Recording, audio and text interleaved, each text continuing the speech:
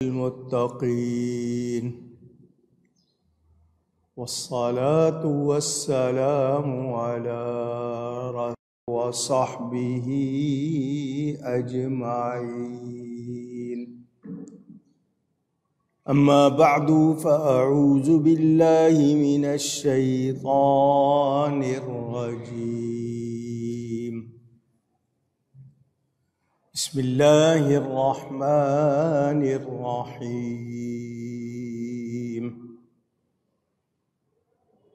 ألف لام ميم.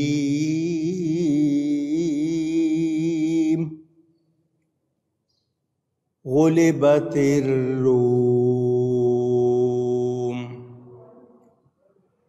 في أدنى الأرض وهم من بعد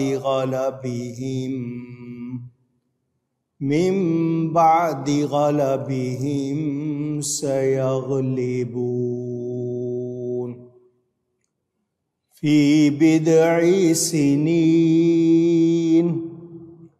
لله الأمر من قبل ومن بعد ويومئذ يفرح المؤمنون.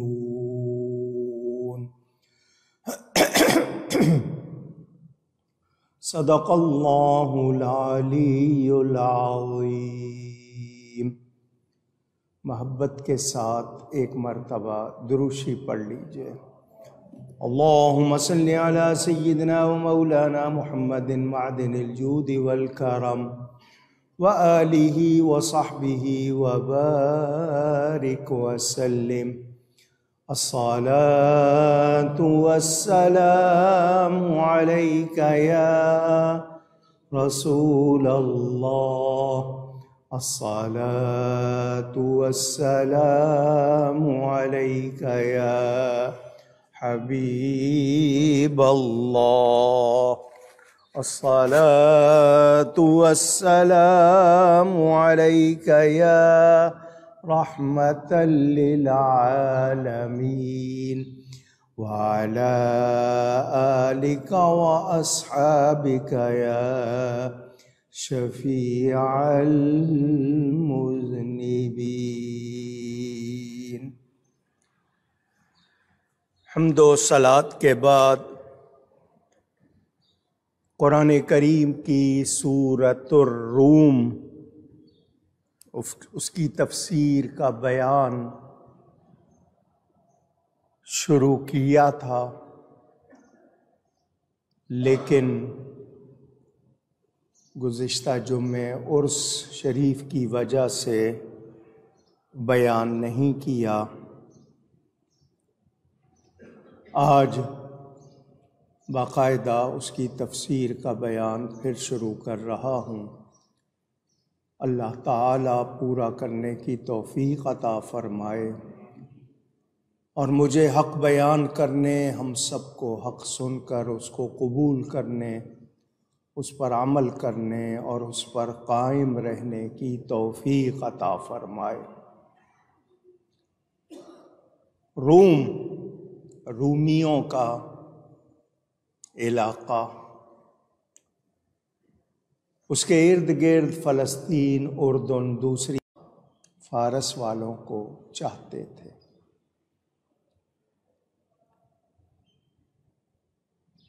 فارس والوں نے غلبہ پا لیا، بہت سے علاقے فتح کر لیے ایران والوں نے. اس پر مکہ والے، وہ جو کافر مشرک تھے، بہت خوش ہوئے کیونکہ ان کی چاہتیں ان کے ساتھ تھیں. تو وہ بڑے خوش ہوئے. مسلمان فارس کی فتح پر خوش نہیں تھے.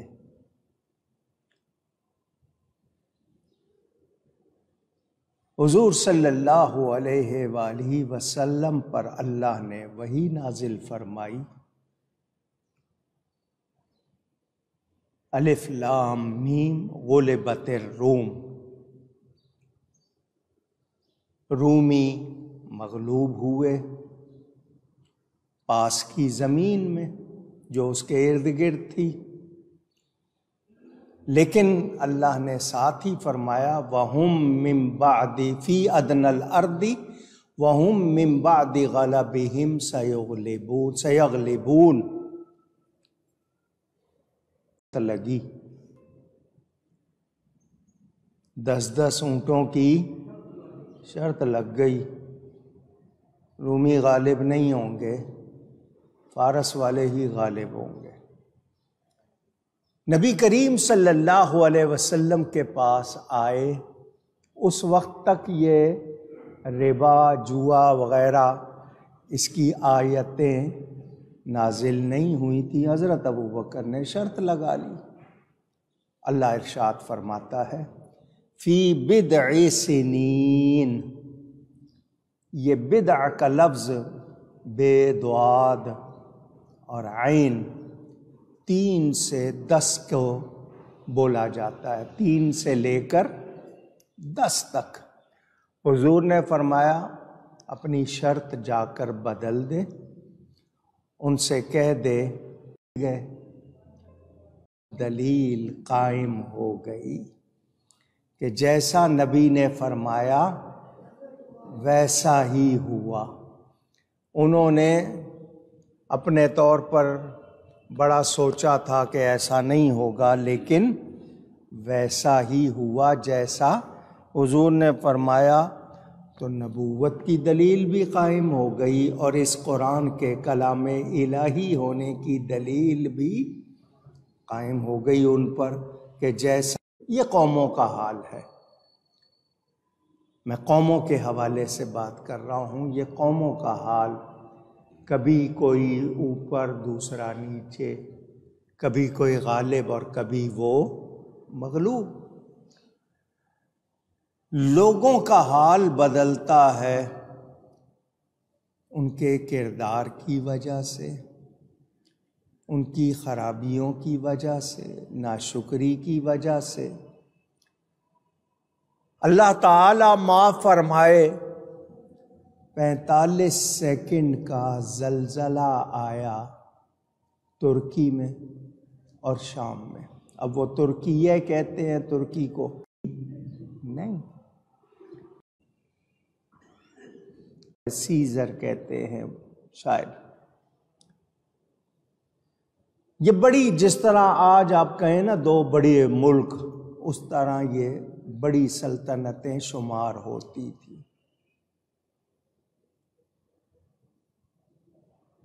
یاد رکھیں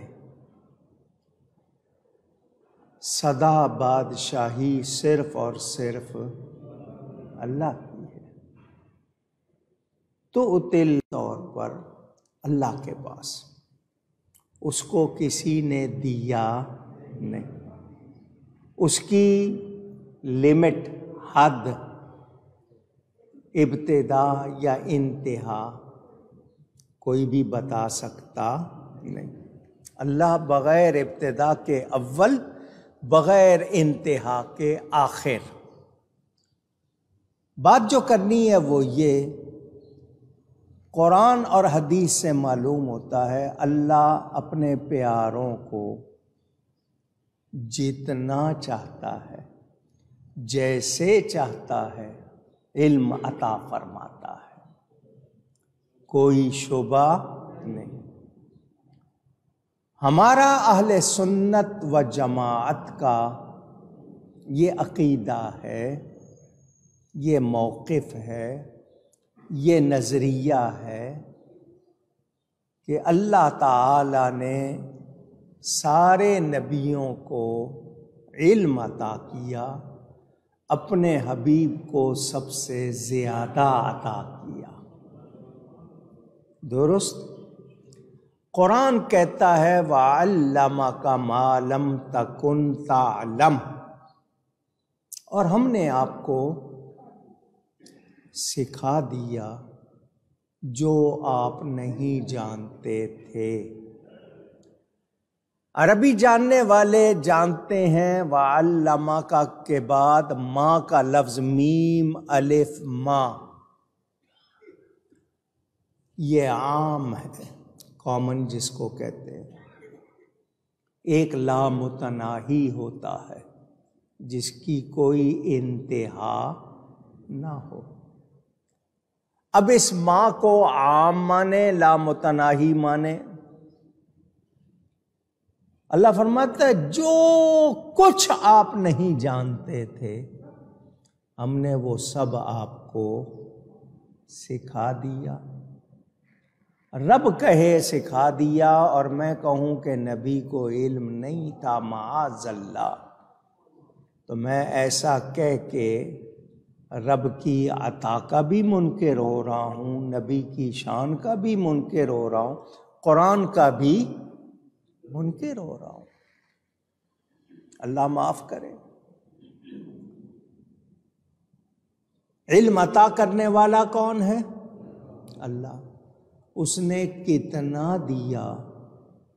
مخلوق میں میرے نبی سے زیادہ عالم، عالم کا مطلب سب سے زیادہ جاننے والا، مخلوق میں میرے نبی کے سوا کوئی اور نہیں ہے۔ اب میں آپ کو اگر علم غیب کی باتیں سناؤں، کئی مرتبہ اس موضوع کو بیان کیا ہے، بخاری شریف سے ایک حدیث سناتا ہوں۔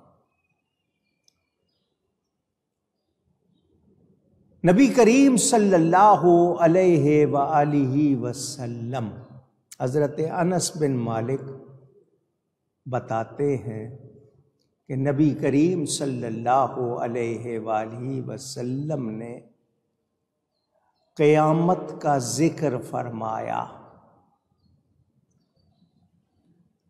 ذکر فرمانے کے بعد یہ ارشاد فرمایا کہ جس کا دل چاہے جو کچھ سوال کرنا چاہتا ہو کر لے۔ سوال کا مطلب پوچھنا، چاہنا، کچھ مانگنا۔ جس کا دل چاہتا ہے، جس قسم کا چاہے سوال کر لے۔ آگے کیا فرمایا؟ فَوَاللَّهِ لَا تَسْأَلُونِي عَنْ شَيْءٍ إِلَّا أَخْبَرْتُكُمْ۔ اللہ کی قسم، جب تک میں اس مقام پر کھڑا ہوں مجھ سے تم جس چیز کے بارے میں سوال کرو گے میں تمہیں ضرور جواب دوں گا۔ جو چاہو گے پوچھو گے میں تمہیں جواب دوں گا، تمہیں اس کی خبر دوں گا۔ دوسری حدیث حضرت اسماء بنت ابو بکر الصدیق رضی اللہ عنہما، ان سے روایت، وہ کہتی ہیں نبی پاک صلی اللہ علیہ وسلم نے فرمایا کوئی ایسی چیز جس کو میں نے نہیں دیکھا اس کو میں نے اس مقام پر دیکھ لیا ہے۔ میں نے اس کو، کہیے گا، دیکھ لیا ہے، میں نے اس کو دیکھ لیا ہے، حتیٰ کہ جنت اور دوزخ بھی۔ جنت ساتوں آسمانوں کے اوپر، دوزخ ساتوں زمینوں کے نیچے۔ مدینے میں نبی کھڑے ہو کر دونوں کو دیکھ رہے ہیں۔ کون دکھا رہا ہے؟ اللہ۔ اگلی حدیث مسلم شریف میں موجود، سنیں۔ حضور فرماتے ہیں ان اللہ زوالی الارض حتی رأیت مشارقها ومغاربها، بے شک اللہ نے میرے لیے زمین کو سمیٹ دیا ہے، اکٹھا کر دیا ہے، میں نے اس کے تمام مشرقوں اور مغربوں کو دیکھ لیا ہے، کوئی چیز چھپی ہوئی۔ اگلی حدیث سنیں، وہ بھی میں آپ کو سناؤں۔ حضرت عمر بن اخطب یا عمر بن اخطب رضی اللہ تعالی عنہ سے روایت، وہ کہتے ہیں حضور صلی اللہ علیہ وآلہ وسلم نے ہمیں نماز فجر پڑھائی، اور نماز فجر کے بعد منبر، اور ہمیں ظہر کی نماز پڑھائی، پھر ممبر پہ تشریف لے گئے تو عصر تک ہمیں خطاب فرمایا، پھر تشریف لائے، عصر کی نماز پڑھائی، پھر ممبر پر تشریف لے گئے اور پھر خطاب فرمایا یہاں تک کہ سورج غروب ہو گیا، یعنی مغرب ہو گئی۔ تو آپ نے جو کچھ بھی پہلے ہو چکا تھا اور جو کچھ بھی آئندہ ہونے والا تھا سب بیان فرما دیا، سب بیان اونچی گئی فرما دیا۔ یہ ان کا کنیت ابو زید ہے، یہ عمر بن اخطب۔ حدیث کے الفاظ آخری یہ ہیں کہ جو زیادہ یادداشت والا، حافظے والا تھا، وہ ہم میں سے زیادہ عالم ہو گیا۔ جس کی یادداشت اچھی تھی اس نے زیادہ یاد رکھ لیا، نبی پاک نے سب کچھ بتا دیا۔ بخاری شریف اور مشکات شریف میں حدیث موجود، روایت فرمانے والی ہستی حضرت سیدنا عمر فاروق اعظم رضی اللہ تعالی عنہ کہتے ہیں قام فینا رسول اللہ صلی اللہ علیہ وسلم مقاما فاخبرنا عن بدء الخلق حتی دخل اہل الجنة منازلہم واہل النار منازلہم حفظ ذلك من حفظہ ونسی من نسیہ وَنَسِيَهُ مَن نَسِيَهُ۔ حضرت عمر کہتے ہیں نبی پاک صلی اللہ علیہ وآلہ وسلم ہمارے درمیان کھڑے ہوئے تو آپ نے ابتدا سے لے کر، یعنی مخلوق کی خلقت کی ابتدا سے لے کر جنتیوں کے جنت کے مقامات میں داخل ہونے تک اور دوزخیوں کے دوزخ میں ان کے مقامات میں داخل ہونے تک کی سب خبریں ہمارے سامنے بیان فرما دی۔ جس نے یاد رکھا اس نے یاد رکھا، جو بھول گیا وہ بھول گیا۔ کون کہہ رہے ہیں؟ حضرت عمر، کہ نبی پاک ہمیں بتا رہے ہیں۔ حدیثیں کہیں کہ نبی کو اللہ تعالیٰ علم دیتا ہے، قرآن کہے، اور آج ہم کہیں کہ نہیں، تو ہم اپنے اس علم کا کیا کریں گے جو نبی کے علم کا انکار کرے گا؟ وہ کاہے کا علم؟ کوئی شخص علامہ کہلانا چاہے اور نبی کے علم کا انکار کرے تو کاہے کا جاننے والا ہے وہ؟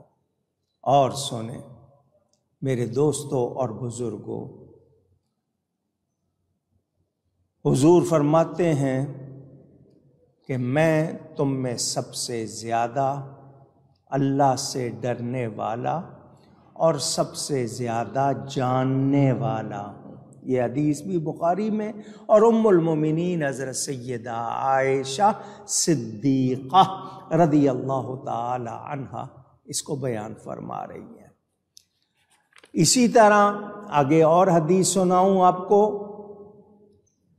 حضرت عبداللہ بن عمر رضی اللہ عنہما فاروق اعظم کے بیٹے کہتے ہیں ہمارے درمیان حضور صلی اللہ علیہ وسلم تشریف لائے، آپ کے ہاتھ میں 2 کتابیں تھیں، رجسٹر سمجھ لو۔ آپ نے فرمایا کیا تم جانتے ہو یہ کتابیں کیسی ہیں؟ تو ہم نے عرض کی نہیں اے اللہ کے رسول، ہم نہیں جانتے، مگر یہ کہ آپ ارشاد فرمائیں، آپ بتائیں گے تو ہم جان لیں گے۔ فرمایا یہ کتاب جو میرے دائیں ہاتھ میں ہے رب العالمین کی طرف سے ہے، اس میں تمام جنتیوں کے نام اور ان کے باپوں کے نام اور ان کے خاندانوں کے نام درج ہیں، اور آخر میں میزان یعنی ٹوٹل لگا دیا گیا ہے۔ کتنے؟ ان کا ٹوٹل میزان لگا دیا گیا، نہ اس میں زیادہ کیا جائے گا نہ کم کیا جائے گا، ہمیشہ تک پھر فرمایا یہ میرے کتاب جو بائیں ہاتھ میں ہے یہ بھی اللہ کی طرف سے ہے، اس میں تمام دوزخیوں کے نام ہیں، ان کے باپوں کے نام ہیں، ان کے خاندانوں کے نام ہیں، آخر میں ٹوٹل لگا دیا گیا، نہ زیادہ کیا جائے گا نہ کم، جو ٹوٹل لگ گیا ہے وہ لگ گیا ہے۔ اب آپ نے یہ حدیث سنی، سننے والوں یہ بتاؤ نبی پاک کو سارے جنتیوں اور دوزخیوں کی فہرست معلوم ہے یا نہیں؟ اونچی حضور فرما رہے ہیں اللہ کی طرف سے ہے اور بتا رہے ہیں، لہٰذا ایک ایمان والا اس کا انکار نہیں کرے گا۔